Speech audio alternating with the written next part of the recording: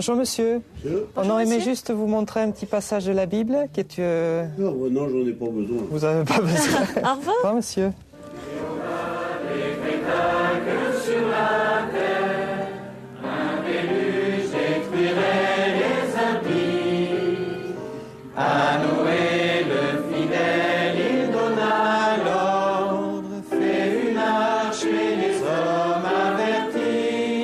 Voilà ce que promet Dieu dans un avenir très proche, car les hommes droits sont ceux qui résideront sur la terre, et les hommes intègres sont ceux qui y resteront.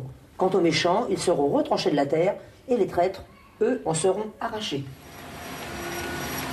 Les événements mondiaux d'ailleurs et la chronologie biblique prouvent sans erreur possible que Jésus est invisiblement présent depuis 1914, comme les témoins de Jéhovah l'expliquent depuis si longtemps dans leurs publications et dans leurs prédications. Et nous proposons aux personnes que nous rencontrons, si elles le désirent, un cours biblique gratuit à domicile pour approfondir ces questions et voir comment Dieu va réaliser ces choses. Car de savoir ce qu'il va faire, c'est bien, mais c'est aussi intéressant de savoir comment.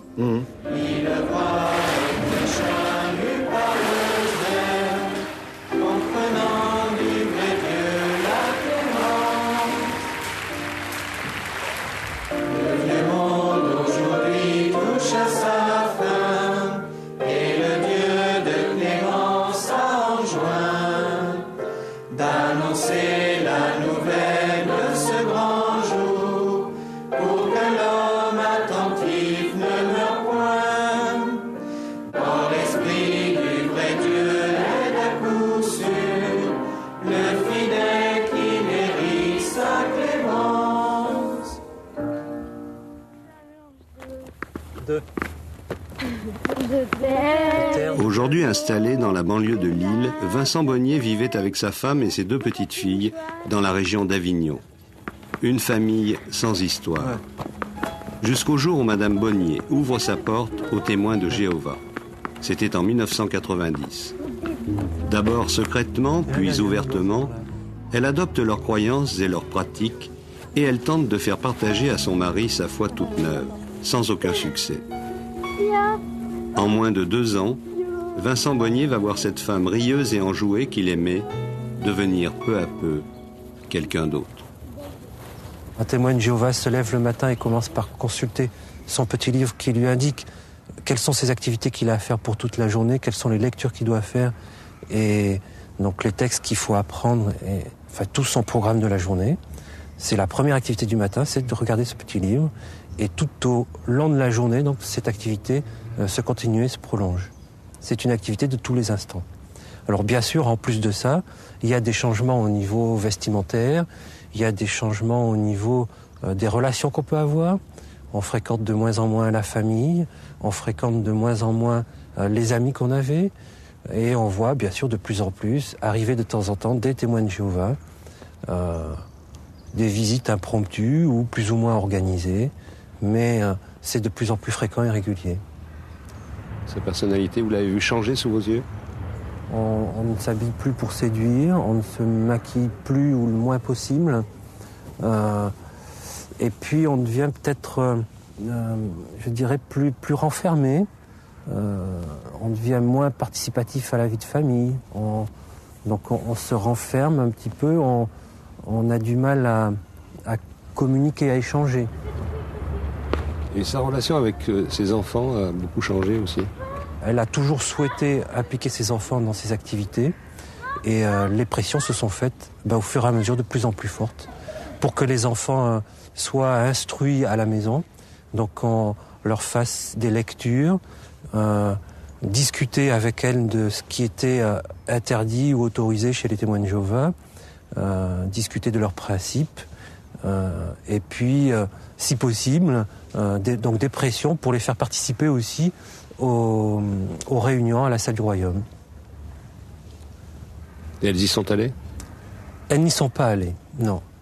Elles n'y sont pas allées, je m'y suis toujours refusé, toujours. Et j'en suis sûr que c'est ce qui est à l'origine de son départ. Bravo. En 1992, Madame Bonnier s'enfuit avec les 2 enfants. Elle accuse d'abord son mari de coups et blessures, puis d'actes incestueux. sans convaincre les juges qui confient à Vincent la garde des enfants. Le divorce est aujourd'hui prononcé, Madame Bonnier ayant légalement la possibilité de reprendre ses filles pendant les vacances. Mais elle n'a jamais renoncé à leur inculquer ses croyances. En ce moment, moi je la vois plus, Flora va la voir. Tu la vois plus? Non. Depuis longtemps? Ouais, quand même. C'est toi qui as décidé de plus la voir? Oui. Et tu peux m'expliquer pourquoi? Non, j'y arriverai pas. Hein? J'arriverai pas. Oh, essaye.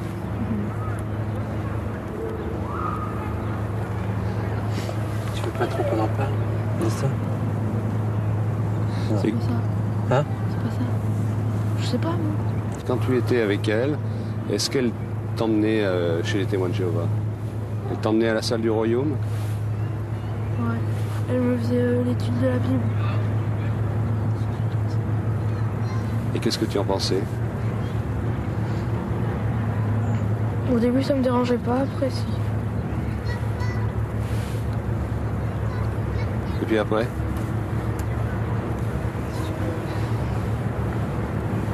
Après, ça t'embêtait? Hein? Qu'est-ce qu'il y a?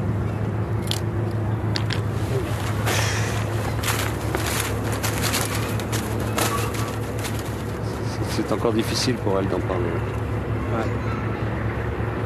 C'est difficile. On peut dire qu'ils ont changé votre vie. Ah oui, c'est sûr qu'ils ont changé ma vie. C'est clair que c'est de leur responsabilité ce qui nous est arrivé, effectivement. Ce sont eux qui nous ont poussés à nous entredéchirer et à nous séparer.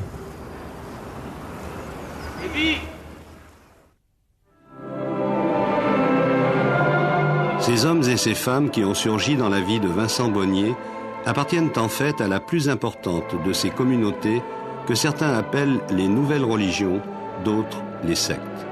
Ils sont 5 600 000 pratiquants dans le monde, 14 millions en comptant tous ceux qui participent plus ou moins régulièrement à leurs assemblées. En France, 270 000. So, brothers, we ask you, are you happy?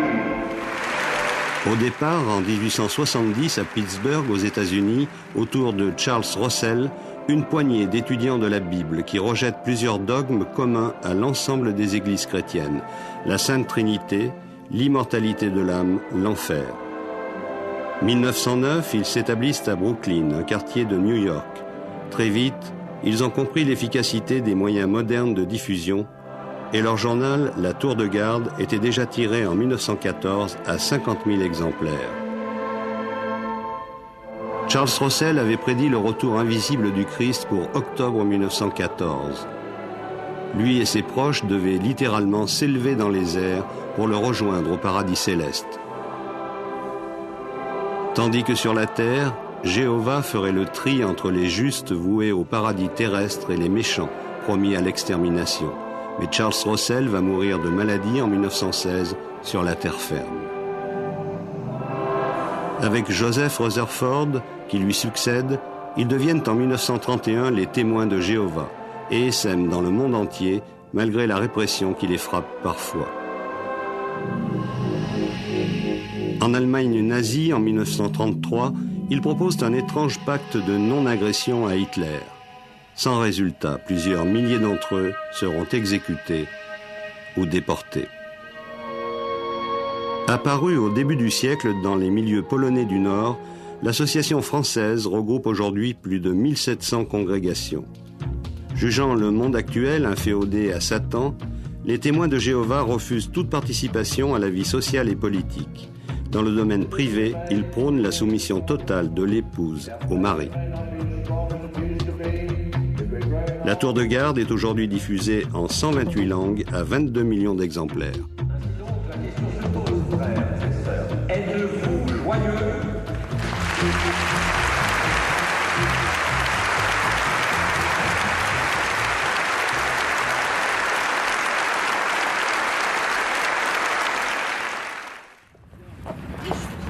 Lorsqu'ils se sont rencontrés il y a plus de 15 ans, Corinne et Yves Dallier étaient déjà tous deux témoins de Jéhovah.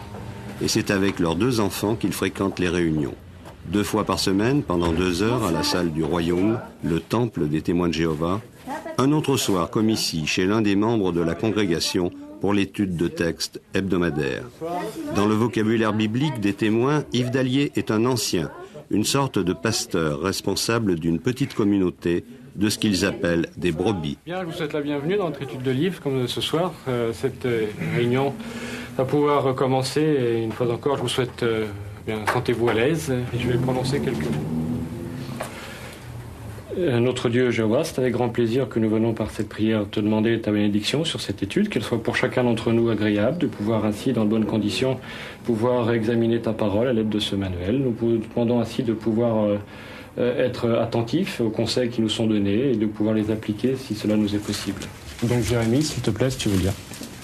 Une chrétienne divorcée a dit « Il y a une chose pire que d'être seule, c'est d'être mal mariée. » Les veuves du 1er siècle souffraient sans doute de la solitude, mais celles qui étaient avisées se tenaient occupées, recevant des étrangers, lavant les pieds des saints et venant en aide à ceux qui étaient dans la tribulation. Voilà, merci. Alors la question nous rappelle, quel danger menace ceux qui fréquentent des non-croyants en vue du mariage? Sentez-vous libre? Paragraphe 1. Michel? Oui, il y a un danger, c'est celui de fréquenter des non-croyants justement en vue du mariage. Et la Bible, donc, en 1 Corinthiens, chapitre 7, verset 39, nous dit de nous marier dans le Seigneur. Voilà, très bien. Est-ce qu'il y a un remède miracle pour convaincre la solitude? En s'entourant de la compagnie de gens saints. À chaque question, ils connaissent la bonne réponse comme de bons élèves. Mais elle semble toujours avoir été apprise par cœur dans un texte biblique. Notamment le livre des Proverbes. Très bien, donc on s'aperçoit ici qu'il ne faut surtout pas rester sur soi-même ou s'enfermer ou morfondre, plutôt aller vers l'extérieur et s'entourer de personnes, ce qui est important dans un tel cas. Très bien. On a l'impression que tout le monde pense la même chose, un peu. Bah écoutez, j'en suis très heureux. J'en suis très heureux que tout le monde pense la même chose. Maintenant, chacun est libre, vous avez vu constater, chacun est libre de s'exprimer. Quand quelqu'un a envie de dire quelque chose d'autre, eh bien, il s'exprime. S'il ne pense pas différemment, eh bien, il ne va pas aller à l'encontre exprès. Mais il est vrai que les témoins de Jéhovah ont partout dans le monde le même enseignement. Et ça, c'est, je dirais, plutôt une force d'unité aujourd'hui. Et dans un groupement religieux, partout dans le monde, on est capable de vous dire absolument le même langage que ce soir. Ça n'arrive jamais que vous ne soyez pas d'accord avec l'enseignement des témoins de Jéhovah? Si, ça arrive. Mais bien souvent, on se pose des questions, on est perplexe. Et on attend, parce que on pourrait se révolter tout de suite en disant « je ne suis pas d'accord, je ne comprends pas ». Et peu de temps après, on a la réponse. La réponse vient... soit au travers d'une publication, soit au travers d'une réflexion, d'un échange aussi, la communication avec d'autres, et on a la réponse. Vous ne vous sentez pas un peu en décalage par rapport à la société dans laquelle vous vivez? Par rapport à sa corruption, oui. C'est-à-dire? Quand on est mère de famille comme je le suis, moi j'attends un monde de paix, en fin de compte, où mes enfants puissent grandir... bien normalement, aller dans la rue sans avoir peur qu'on les agresse, je sais pas moi, entendre autour d'eux des paroles d'amour, de réconfort, pas des vulgarités, pas voir des... Et comme toujours, avec les témoins de Jéhovah, il y a une solution miracle, et elle est encore dans la Bible. J'ai vraiment envie qu'ils vivent dans un monde différent. Et le monde, en fin de compte, qu'on espère, grâce à la Bible, puisque c'est un livre prophétique, bien c'est un monde comme cela. Et vraiment, j'espère vraiment vivre un jour dans ce monde. Et mes enfants aussi. Au paradis, en somme. Un paradis, oui, mais un paradis sur Terre. Un paradis comme on peut le voir encore dans certaines îles. Par exemple, des îles de Polynésie où on vit sans la télévision peut-être, mais où on vit avec la nature, où on vit dans de bonnes conditions, où on mange des bonnes choses, où on n'a pas peur que la pollution nous tombe sur la tête. Et c'est un monde comme ça qu'on espère. Alors, Christopher, ça a été ? Ce paradis terrestre dont rêve Michel, pour les témoins de Jéhovah, ce n'est pas de la science-fiction. En se fondant sur certaines prophéties de la Bible, prises au pied de la lettre, ils sont tous persuadés qu'ils y vivront éternellement, en chair et en os. et ils sont certains que son avènement est imminent.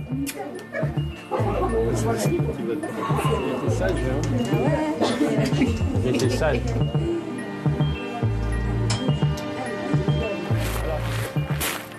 Dans la banlieue de Châteauroux, la maison des Dalliers, où Corinne a installé son atelier et où elle reçoit ses clients. Voilà. Alors donc je vous ai appelé au sujet de votre peinture parce qu'il faudrait qu'on... Elle est doreuse-sur-bois et restauratrice de tableaux et réputée dans toute la région. Relativement fragilisée. Et quand on la regarde vraiment bien au jour, je ne sais pas si vous le voyez, mais il y a des petits points, si vous voulez. Vous voyez, il y a des petits points. À peine revenue de l'école avec sa meilleure amie, Cindy s'est précipitée sur son ordinateur. Tandis que Nicolas retrouve dans sa chambre ses chers effets spéciaux. Yves, le père, est cadre dans une société de vente d'espaces publicitaires. Comme ses parents avant lui, il est témoin de Jéhovah depuis l'enfance. Viens le voir cet après-midi. Les témoins de Jéhovah m'apportent, par l'intermédiaire des principes chrétiens, de la Bible, un certain équilibre et certains principes des valeurs morales. Des valeurs morales que beaucoup ont perdues, hélas, dans notre système actuel. Donc c'est une façon de vivre sainement et agréablement, en ayant de la joie, mais également des valeurs précises pour notre vie de chaque jour, dans nos contacts avec les autres, dans nos relations, que ce soit professionnelles ou familiales ou amicales ou au sein du foyer. Mais en plus de ces valeurs, il y a une espérance, il y a une foi, qui elle aussi est basée sur les Saintes Écritures, donc ça s'ajoute. Alors quelle est cette espérance, madame ? Il y a l'espérance que les conditions vont changer par rapport à la vie difficile de ce système dans lequel on vit, parce que vous ouvrez le journal, vous écoutez la télévision, vous n'entendez que des catastrophes. Et c'est vrai qu'on a besoin d'autre chose. Tout ce qu'on espère, c'est un paradis terrestre, comme on a envie d'en trouver beaucoup lorsqu'on va en vacances, lorsqu'on va dans certains endroits idylliques. Un paradis terrestre où on vivrait en chair et en os. Oui, bien sûr. Et pendant combien de temps ? Eh bien, c'est ça qui est intéressant. La Bible nous parle d'une vie éternelle. Parce que l'idée de la mort est quelque chose qui est trop dur à supporter. Et pour chacun d'entre nous, je crois qu'on n'admet jamais la mort. Quand ça nous touche, dans notre famille, dans nos voisins, on est souvent assez révolté contre l'idée de la mort. Le phénomène de la vieillesse, c'est quelque chose aussi qui est extraordinaire, dans le mauvais sens, mais qui est extraordinaire. Quand on voit l'évolution des traits de l'enfance, passant par l'adolescence, la vieillesse, le vieillard, pour arriver à la mort, c'est aussi quelque chose. Et pourquoi pas ce processus-là ne pourrait pas être inversé, en fait, et que les traits retourne à la jeunesse. Mais Dieu le ressuscite. Et c'est ainsi qu'il... Un joli conte de fées, en somme, mais qui est enseigné comme une évidence dans les salles du royaume. Des certitudes d'autant plus indiscutables qu'elles ont leur source dans les Saintes Écritures, version témoin de Jéhovah. Un livre directement dicté à ses auteurs, pense-t-il, par Dieu lui-même. Grâce à de savants calculs tirés des prophéties, les témoins de Jéhovah ont déjà annoncé à plusieurs reprises la fin de l'Empire des Nations, le monde mauvais qui nous entoure. Le premier texte que nous avons cité est intéressant. On va le reprendre, c'est Isaïe. Cela s'appelle Armageddon, une véritable guerre mondiale que Dieu s'apprête à déclarer à Satan et à tous ceux qui le servent. Pêle-mêle, les fausses religions, les fauteurs de guerre, les voleurs, les fornicateurs, les homosexuels et tous ceux qui restent sourds aux injonctions de Jéhovah. Tous sont promis à une mort violente et définitive. C'est seulement après le massacre des méchants que les justes pourront sortir de leurs abris et prendre possession du paradis terrestre pour y vivre éternellement, sans vieillir et sans souffrir. Des milliards d'autres morts trop tôt seront ressuscités, ce qui donnera lieu à de touchantes retrouvailles. Mais en 1914, comme en 1975, l'Apocalypse n'était pas au rendez-vous prévu par les témoins de Jéhovah. Alors, ils évitent prudemment dorénavant de fixer une date précise. Mais ils sont formels. C'est pour bientôt.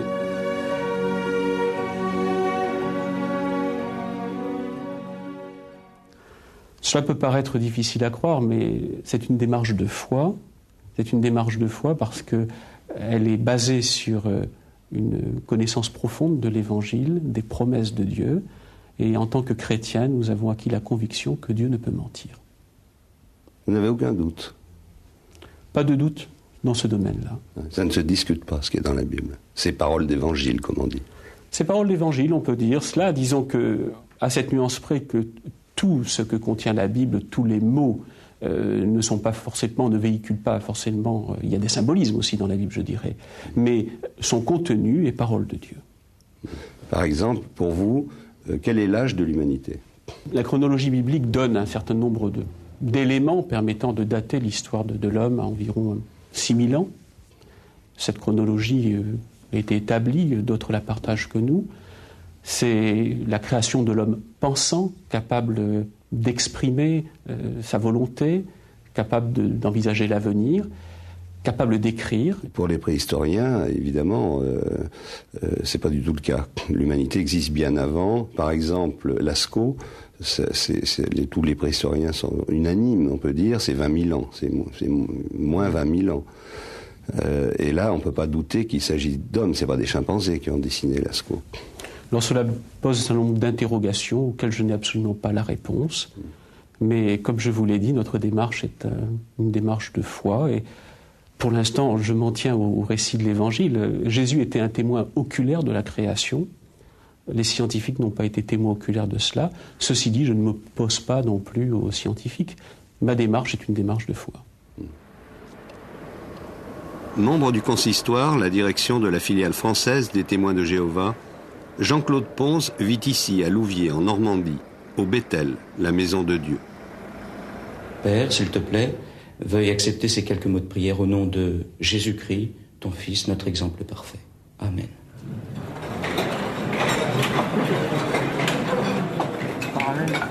Ils sont plus de 300 volontaires à partager la vie communautaire du Bethel. Il y a quelques célibataires, mais la plupart sont des couples mariés qui ont renoncé à avoir des enfants pendant toute la durée de leur séjour ici, afin de se consacrer entièrement au service de la communauté. Ce sont eux qui assurent les tâches quotidiennes. Le service du courrier reçoit environ 1000 lettres par jour ouvrables, plus de 200 000 par an auxquelles il faut répondre une par une. Il y a les hommes et les femmes de ménage, et aussi une dizaine de cuisiniers, un boulanger et 7 serveurs qui assurent l'intendance. Chaque jour, environ 350 couverts à chaque repas. Et les jours d'Adam après qu'il eut engendré Seth furent de 800 ans. D'autres, pendant ce temps, peuvent se consacrer à l'enregistrement de la Bible version Témoins de Jéhovah en 70 cassettes. Se montèrent à 930 ans et il mourut.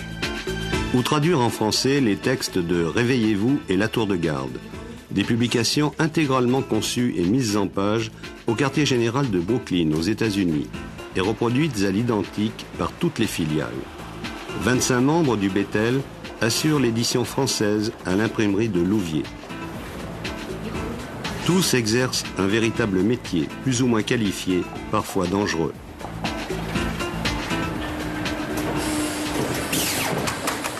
C'est les noirs surtout, hein? Bernard Bédril, le conducteur de la rotative, est permanent au Bethel depuis 17 ans. On est ici par vocation, mais je crois que quand on veut faire les choses entières, on souhaite aussi être un bon ouvrier, mais ça serait plutôt un ouvrier du Christ. Vous n'êtes pas un salarié, par exemple? Non, on n'est pas salarié. Vous touchez un peu d'argent? Oui, on touche 900 francs à peu près par mois. Ça équivaut, si vous voulez, à une sorte d'argent de poche, puisque la communauté prend soin de nous, on est nourri, logé, blanchi. On prend bien soin de nous-mêmes. Et ça suffit pour vivre? Oui, on n'a pas de... À partir du moment où tout ce qui est intendance, tout ça est pris en charge, quand il vous reste 900 francs à la fin du mois, vous pouvez faire pas mal de choses avec quand même. Hein.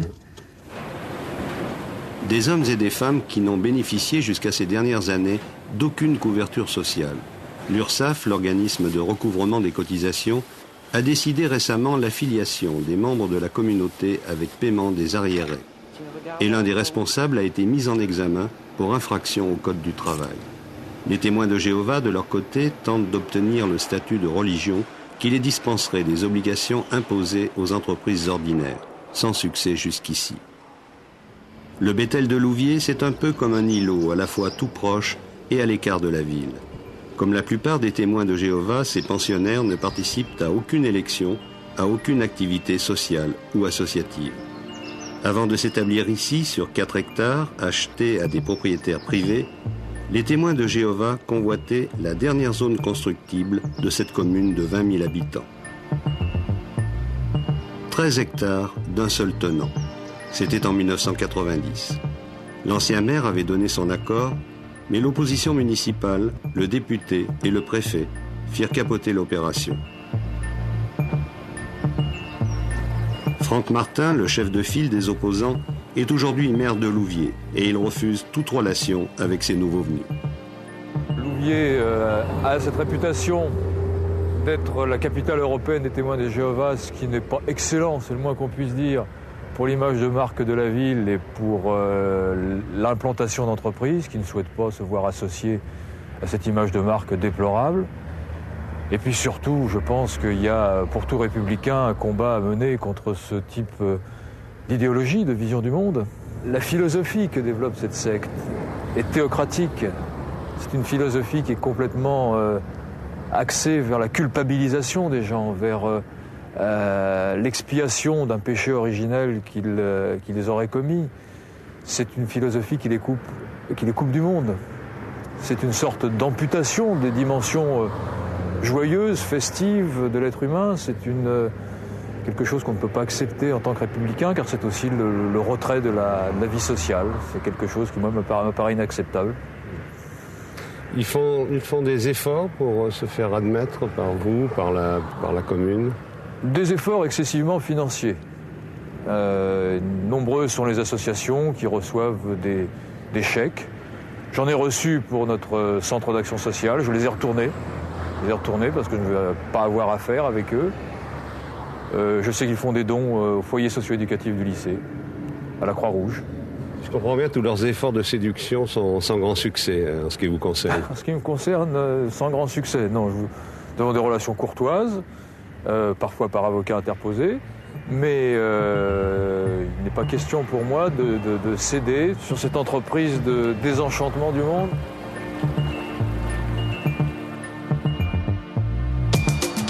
Les témoins de Jéhovah, c'est aussi une organisation internationale, la Watchtower Society, la société de la tour de garde.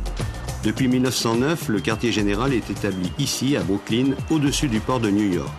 Tout un quartier peu à peu colonisé pour abriter 3000 membres du Bethel américain et la direction mondiale de la communauté. 3000 autres vivent dans 2 autres sites de la région. Immeubles de résidence, restaurants, immeubles de bureaux, imprimeries, services d'expédition, une véritable institution ayant pignon sur rue est considérée aux États-Unis comme une religion parmi les autres, ce qui permet aux témoins de Jéhovah d'être ici entièrement exemptés d'impôts. Les publications des témoins de Jéhovah sont ici enregistrées sur bande magnétique en 27 langues. 51 000 cassettes par jour, 300 000 par semaine, plus d'1 million par mois. Elles porteront la bonne parole aux 4 coins des États-Unis, mais aussi en Amérique latine, en Asie, en Afrique. Celles-ci sont destinées aux enfants hispanisants, mais il y en a pour tous les publics. Un étage plus bas, le joyau de l'entreprise, l'imprimerie. Qui a écrit la Bible, Dieu ou les hommes? C'est le titre de l'ouvrage imprimé aujourd'hui. 100 000 exemplaires par jour. Grâce aux 30 filiales réparties dans le monde, il sera édité en plus de 200 langues différentes. En 70 ans, les témoins de Jéhovah ont publié 11 milliards d'écrits divers.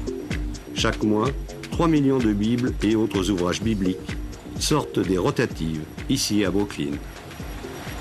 On s'efforce vraiment de rendre la Bible accessible. Notre but, c'est vraiment d'aider les gens à la connaître, à la posséder et puis à la lire aussi. Parce qu'en tant que chrétien, c'est vraiment notre but.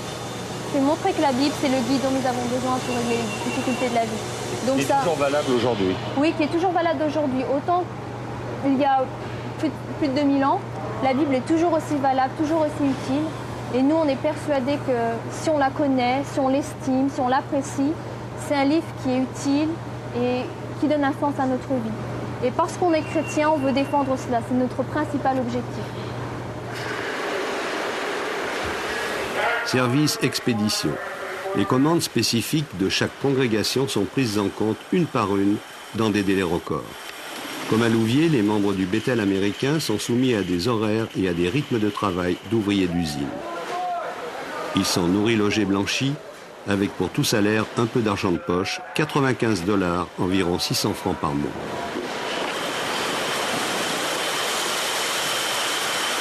Vous recevez souvent la visite de chefs d'entreprise ici? Oui, souvent, chefs d'entreprise qui nous demandent comment on peut avoir des individus qui sont productifs et qui s'auto-motivent comme ça sans salaire. Vous m'avez demandé si on était salariés. Non, nous sommes volontaires. On reçoit une petite donation. D'ailleurs, le président, les porte-parole, tout le monde reçoit la même contribution. C'est assez fantastique. Il faudrait bien connaître votre combine pour faire travailler les gens sans les payer. Le secret, oui, c'est la passion, le secret, effectivement. Oui, alors comment vous faites? Eh bien, nous sommes convaincus que notre effort est un effort humanitaire, comme nous disions. Et le message biblique est justement un message qui aide l'humanité à vivre de façon beaucoup plus sereine et à vivre de meilleure façon. Enfin, tout ça, toutes ces infrastructures, ça suppose quand même beaucoup d'argent. Ça suppose une certaine partie d'argent, effectivement. Vous êtes un peu une puissance quand même. Est-ce qu'on est une puissance? Je n'irai pas jusque-là. Non, une puissance de paix. Si c'est une puissance de paix. En fait, un véritable empire financier. Un capital accumulé peu à peu, sou par sou. Il y a dans le monde 14 millions de pratiquants et de sympathisants. Dans tous les lieux de culte, des troncs sont disposés pour les offrandes. Journaux, livres et cassettes sont offerts gratuitement, mais une contribution volontaire est souvent versée en échange. Et puis, il y a les dons et les legs, des convertis les plus fortunés. Au total, un pactole annuel qui se chiffre en milliards de francs et dont une partie est investie ici, nette d'impôts. À la tête de l'organisation, un collège central de 12 membres.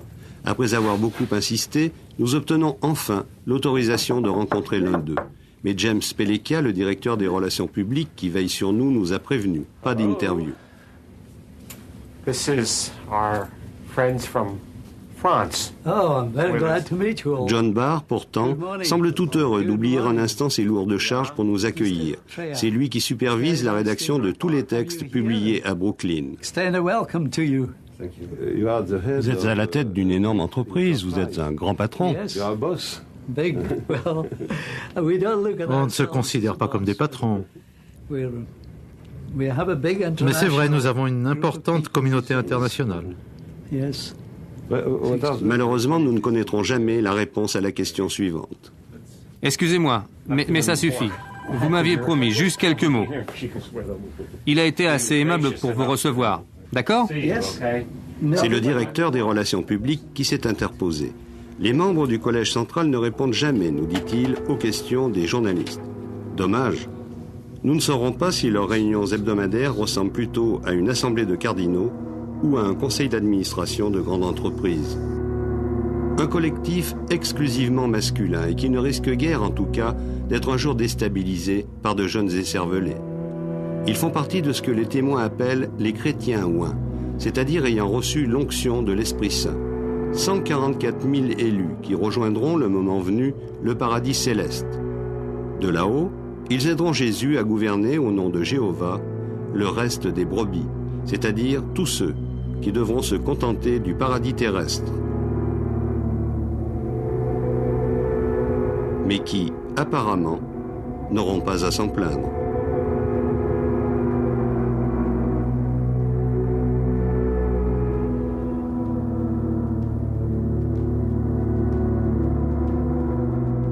Une bonne nouvelle qui s'affiche nuit et jour dans le ciel de New York et que des millions de témoins vont relayer sous toutes les latitudes.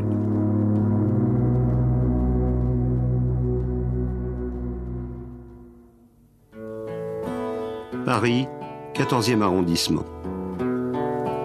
Être là simplement, près de toi calmement. Marchande de légumes sur un marché parisien, Monique est aussi chanteuse de variété. Son amie Natacha est professeure de danse et l'aide à répéter son futur tour de chant. Mais elle n'oublie jamais qu'elles sont toutes deux, avant tout, témoins de Jéhovah.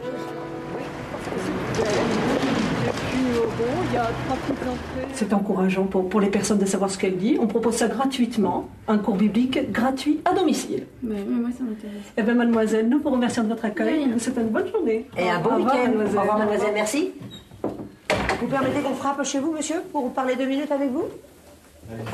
Bon, notre désir, c'est de montrer l'espérance que donne la Bible par rapport à l'avenir. Ah, j'ai pas trop le temps, je vous avoue, là. Au revoir, monsieur. Tenez, je vais vous offrir ces 2 derniers journaux. La Tour de garde, réveillez-vous. Vous pouvez connaître un avenir radieux, mademoiselle. Et l'accident vasculaire cérébral, c'est un dossier médical. Le porte-à-porte, c'est l'activité centrale des témoins de Jéhovah qui lui consacrent en moyenne une dizaine d'heures par mois, parfois beaucoup plus. En fin de mois, chacun fait son rapport et les heures de prédication de tous les fidèles du monde sont comptabilisées. L'an dernier, plus d'1 milliard d'heures. Un travail de fourmi, des portes qui se referment plus ou moins sèchement. Et puis parfois, quelqu'un, une solitude, une détresse et le besoin de réconfort. La fleuriste cambodgienne du coin de la rue, par exemple, qui élève seule son fils et qui n'a plus aucune autorité sur lui. Une cible idéale. Leurs petits camarades de classe. Et ça peut reprocher les parents à des enfants. Ah oui, c'est très important. C'est très important. Comprendre à l'heure actuelle. Et ce qui serait formidable, c'est que je puisse examiner avec lui et vous quelques passages de la Bible. Ça serait possible un jour? Oui, bien sûr. Ça serait gentil. Tenez, bien sûr. Je vais prendre, c'est dans le livre, c'est dans la lettre de Paul, que Paul écrit aux Éphésiens. Madame est du Cambodge. Oui. Et là, toute sa famille a été décimée là-bas avec les Khmers rouges, etc. Ce qui s'est passé. Alors elle est seule pour élever son enfant et ça commence à poser quelques problèmes, c'est tout. C'est pour ça que j'ai le plaisir de venir voir madame et de lui montrer bien que la Bible donne des solutions pour l'avenir. Et puis que c'est réconfortant également bien, de connaître les promesses que Dieu nous fait dans un avenir très proche. Ça m'a donné des idées, je suis comme ça. Parce que des fois,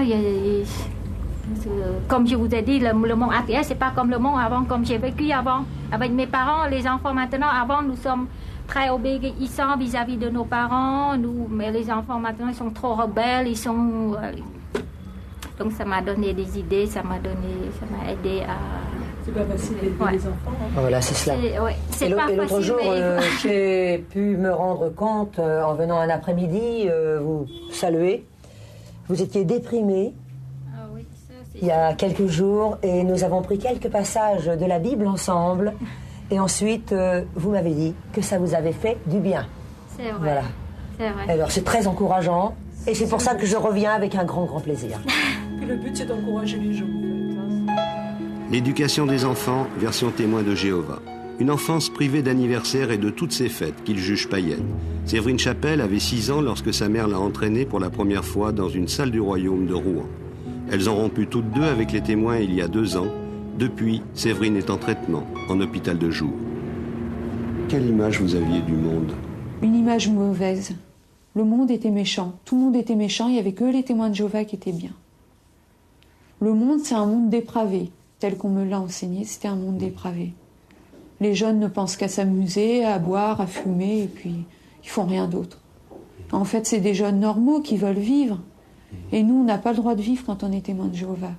La vie présente, ça compte pas. On vit dans le passé parce qu'il faut apprendre l'histoire du peuple juif. On vit dans le futur parce qu'il faut penser au paradis. Mais le présent, on n'a pas le droit d'y penser. Ça fait comme si on était déjà mort. Quand vous parlez beaucoup de ce qui va arriver, de cette... D'Armageddon, on nous parle énormément d'Armageddon. C'est-à-dire la fin de ce monde, quoi. La fin de ce monde, oui. Ouais. Et on nous montre des images très impressionnantes quand on est enfant. J'en ai une là qui m'avait beaucoup marqué, où on voit des enfants et des animaux en train de disparaître dans un gouffre. Mais quand on est enfant, c'est des images qui choquent beaucoup, ça. Ça vous faisait peur? Ça me faisait très peur, oui. Et je ne comprenais pas pourquoi Dieu pouvait détruire les enfants. Au nom de quoi on détruit un enfant? Alors je demandais des explications et on me disait c'est les parents qui sont responsables de leurs enfants. Dieu fait que ce qu'il a à faire. Je me disais que c'était un Dieu méchant. Mais j'en connaissais pas d'autres. Mais il y avait aussi le paradis qui était promis pour certains. Oui, le paradis, mais il faut passer par tellement de choses compliquées et qui font peur avant que le paradis, j'y pensais pas tellement. Je pensais beaucoup à la mort. Et maintenant, encore pire. Comment vous avez quitté les témoins de Jéhovah? Je veux dire, ça s'est fait insensiblement? Oui, ça s'est fait progressivement. Je vous dis, en assistant moins régulièrement aux réunions, déjà, donc la programmation se fait moins bien. On n'entend plus parler le même langage, on voit un petit peu l'extérieur. Et puis moi, je suis suivie en hôpital de jour, donc j'ai fréquenté des personnes qui n'avaient jamais été témoins de Jéhovah, qui voyaient la vie différente de la manière dont je la voyais moi. J'ai vu des médecins, des infirmiers, ça m'a permis de voir différemment. J'ai beaucoup discuté et puis ça m'a beaucoup aidé. Pourquoi vous êtes allé en hôpital de jour? Parce que j'avais été très perturbée par l'enseignement des témoins de Jéhovah, notamment sur Armageddon et puis des tas d'autres choses. J'étais très perturbée. Mentalement, psychologiquement, j'étais complètement démolie. Et là, ça commence à revenir progressivement, mais c'est dur quand même. Et vous avez, donc à 26 ans, on peut dire, un peu découvert le monde? J'ai découvert le monde, oui. Et j'apprécie. Il y a comme des moments magiques. Quand on se retrouve, par exemple, quand je me retrouve au cinéma avec quelqu'un qui n'est pas témoin de Jéhovah et à regarder un film qui me plaît à moi, c'est comme si c'était magique. Je découvre la vie. J'avais pas le temps. Alors finalement, comment vous l'avez trouvé, le monde? Je l'ai trouvé bien, moi, le monde. Puis j'ai trouvé des gens sympas. Mais les témoins de Jéhovah aussi sont des gens gentils. En apparence, mais si on gratte un petit peu, ils sont loin d'être gentils. C'est-à-dire? C'est des gens qui sont méchants entre eux. Par exemple, ils passent tout leur temps à s'épier les uns les autres pour voir s'il n'y a pas une petite faute de fait. Un jeune, par exemple, qui aurait pris une taffe de cigarette, par exemple, et puis qui aurait été vu par un jeune témoin de Jéhovah, il faut le dénoncer. On n'a pas le droit. Ça, c'est strictement interdit, par contre. On n'a pas le droit de fumer. Mais on vous demande de dénoncer quand... Oui, on nous demande de dénoncer. Parce qu'autrement, on est responsable du péché commis par la personne dans la mesure où on ne la dénonce pas. C'est-à-dire qu'au moment d'Armageddon, la personne sera détruite, et nous avec, parce qu'on n'a pas dénoncé. On est responsable de tout, quoi. On est responsable les uns des autres. Alors qu'est-ce qui est déconseillé encore? Alors les lectures philosophiques, par exemple, la philosophie, c'est interdit. On n'a pas le droit de philosopher sur la vie. La vie, ça appartient à Dieu. On médite que sur ce que Dieu autorise ou non. Alors les lectures, alors les romans d'amour, c'est déconseillé aussi parce que c'est à l'eau de rose. Et puis la vie n'est pas à l'eau de rose, on n'a pas le droit de rêver, il ne faut pas rêver. Un témoin de Jéhovah, ça ne rêve pas. La télévision, c'est déconseillé. À les entendre, tout est pornographique à la télévision. Pornographique ou violent, mais il n'y a pas de juste milieu. À part éventuellement les reportages sur les animaux. Encore à condition qu'ils ne fassent pas de saleté, les animaux. Parce que même eux, ils en font. Quelle idée vous aviez du mot liberté? J'en avais pas d'idée. Liberté, je connaissais pas. Bon. Oui. Maintenant, la liberté, c'est de faire tout ce que j'ai envie de faire dans la mesure où je peux me le permettre. Maintenant, je suis libre de tout. Si je veux fumer une cigarette, je me gêne pas. Puis je pense pas à Dieu quand je l'allume. Ça me dérange pas. Il vous manque pas, Jéhovah? Oh non, il me manque pas, non. Pas du tout. Et Dieu ne me manque pas. Je crois même plus en Dieu, de toute façon. J'ai une croix autour du cou parce que c'est un bijou comme un autre. Mais personnellement, je préfère ne pas croire en Dieu. Parce que j'en ai pas connu un autre qu'un Dieu comme ça. Pour moi, c'est un Dieu cruel, donc je cherche pas à en connaître un autre. Actuellement en traitement à l'hôpital Broussais à Paris, Thérèse Paul, au contraire, n'a jamais songé à renier ce Dieu sévère et elle est entièrement soumise à chacun de ses commandements. Opérée pour la 2e fois d'une grave maladie de cœur par le docteur Couetil, elle avait posé ses conditions. Pas question, quoi qu'il arrive, d'effectuer sur elle la moindre transfusion sanguine, pas même une autotransfusion.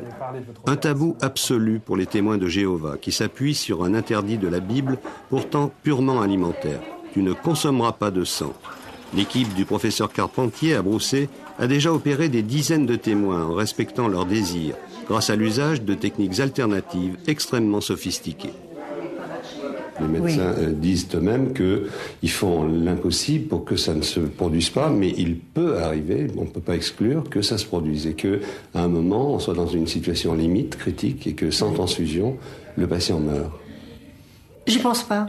Non, mais ça peut arriver, je veux dire. Oui, ben alors imaginons que ça arrive. Ben, ça arrive. Vous préféreriez mourir? C'est pas que je veux vivre, mais je ne veux pas recevoir de transfusion. Même à ce prix-là? Même à ce prix-là, oui. Et si on vous en faisait une, par exemple, vous êtes... Je serais très malheureuse. Très, très malheureuse. Quel problème ça vous poserait? Ma conscience me travaillerait. J'aurais déjà fait, moi, un mauvais jugement vis-à-vis du chirurgien.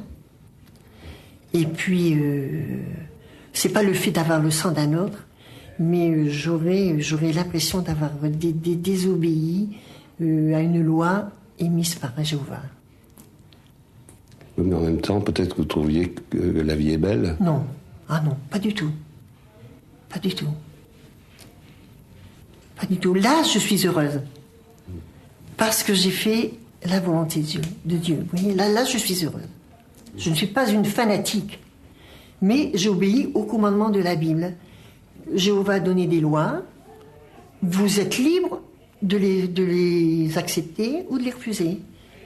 Mais, à ce moment-là, on va à la mort. Vous voyez, j'accepte du sang. Moi, j'accepte du sang. Je perds quelque chose de merveilleux. C'est-à-dire une vie éternelle dans un paradis. Et vous êtes sûr d'avoir une vie éternelle? Oui, j'espère. Je ne suis pas sûre. Et moi qui ne suis pas témoin de Jéhovah? Vous pouvez le devenir. Mais si je ne le deviens pas? Ben, non. C'est mauvais pour moi. Non, c'est mauvais pour vous, oui. Thérèse Paul sortira vivante de l'hôpital sans avoir désobéi à son Dieu tout-puissant. Mais c'est au dévouement et à la compétence de toute une équipe médicale qu'elle le doit, et surtout à son exemplaire tolérance. Des soignants qui savent bien pourtant que malgré leurs infinies précautions, ils risquent à chaque fois de se trouver devant le terrible dilemme. Faire une transfusion quand même ou laisser mourir un patient. Dans le cas d'un enfant, en tout cas, le docteur Quetil n'aurait aucune hésitation. S'agissant de moi personnellement, jamais je laisserai mourir un enfant. Bien sûr, il a la tutelle parentale, c'est le désir des parents que de dire mon fils est également témoin de Jéhovah, donc il ne doit pas être transfusé. Nous respectons beaucoup, tout à fait ça, comme pour les adultes. Mais si un jour je suis devant, j'espère, quelque chose qui n'arrivera jamais, c'est-à-dire il meurt ou je transfuse, voilà une question à résoudre, dans ce cas-là, s'agissant des enfants, et là on parle tout à fait des enfants, je verrai les parents, bien entendu, je leur dirai voilà votre fils ou votre enfant, disons, va mourir si on ne transfuse pas. Je suis sûr de la réponse des parents, ils me diront hors de question de transfuser. Je suis sûr de ma réponse également, je dirai je vais vous décharger de la responsabilité parentale pendant, et je ferai en sorte de pouvoir transfuser cet enfant.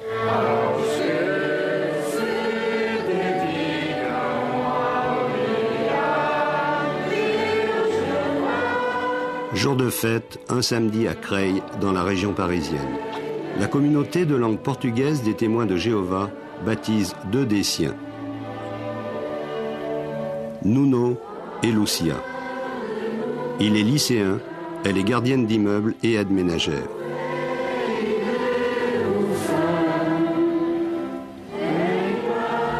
Une petite piscine avec cabine a été aménagée dans ce centre régional des témoins de Jéhovah, pour un baptême par immersion complète dans les eaux tièdes des certitudes.